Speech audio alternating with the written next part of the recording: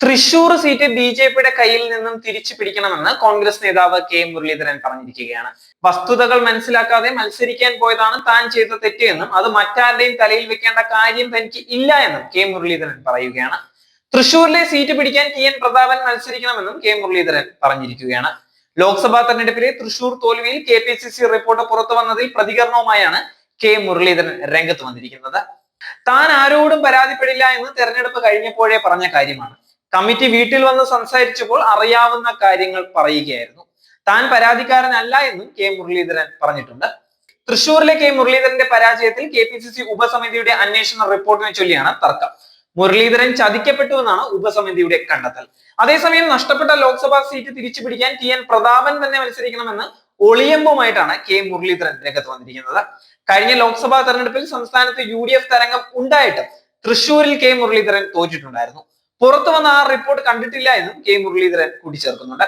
ആരൊക്കെ ചതിച്ചു എന്നൊന്നും ഇപ്പോ പറയേണ്ട കാര്യമില്ല എന്നും മുരളീധരൻ പറയുകയാണ്.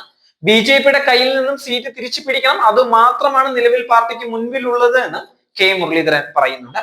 മറ്റു കാര്യങ്ങൾ പറഞ്ഞ് വരും തെരഞ്ഞെടുപ്പുകളിലെ സാധ്യത മങ്ങിക്കേണ്ട കാര്യമില്ല എന്നും പരാതി പറയാത്ത സാഹചര്യത്തിൽ നടപടി ആവശ്യപ്പെടേണ്ട കാര്യം തനിക്കില്ല എന്നും മുരളീധരൻ വ്യക്തമാക്കുന്നുണ്ട്.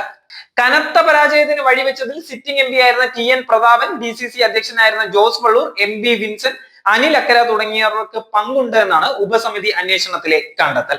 ഈ റിപ്പോർട്ടിനെ ചൊല്ലിയാണ് ഇപ്പോൾ നേതാക്കൾ തമ്മിലുള്ള തർക്കവും. റിപ്പോർട്ട് വ്യാജമാണ് എന്നാണ് ആരോപണ വിധേയർ പറയുന്നത്. പക്ഷേ കെ മുരളീധരൻ റിപ്പോർട്ടിനെ തള്ളി പറയുന്നുമില്ല. എന്നാൽ അദ്ദേഹത്തിന്റെ ഒളിയമ്പ് മുന ചൂണ്ടുന്നത് ആരോപണ വിധേയർക്കെതിരെ തന്നെയാണ്. രാഷ്ട്രീയകാര്യ സമിതി അംഗമായ K C. Joseph, T. Siddique, INTUC സംസ്ഥാന പ്രസിഡന്റ് ആർ. ചന്ദ്രശേഖരൻ തുടങ്ങിയവർ ഉൾപ്പെട്ട സമിതിയാണ് അന്വേഷണ റിപ്പോർട്ട് കെ.പി.സി.സി നേതൃത്വത്തിന് കൈമാറിയത്. പാർട്ടി നേതൃത്വം എന്താണെന്ന് വെച്ചാൽ തീരുമാനിക്കട്ടെ എന്നാണ് മുരളീധരന്റെ നിലപാട്. കഴിഞ്ഞുപോയ കാര്യങ്ങളെ കുറിച്ച് പറഞ്ഞ് ഇനി പോരടിക്കേണ്ട കാര്യമില്ല എന്നും മുരളീധരൻ പറയുന്നുണ്ട്. കേന്ദ്രമന്ത്രിമാരുടെ കേരള വിരുദ്ധ പരാമർശത്തെ മുരളീധരൻ വിമർശിക്കുകയും ഉണ്ടായിരുന്നു. ചാതുർവർണ്ണയത്തിന്റെ ചിലതെല്ലാം ഇപ്പോഴും കേരളത്തിലുണ്ട് എന്നതിന്റെ തെളിവാണ് സുരേഷ് ഗോപിയുടെ പരാമർശമെന്നും മുരളീധരൻ കൂട്ടിച്ചേർക്കുന്നുണ്ട്.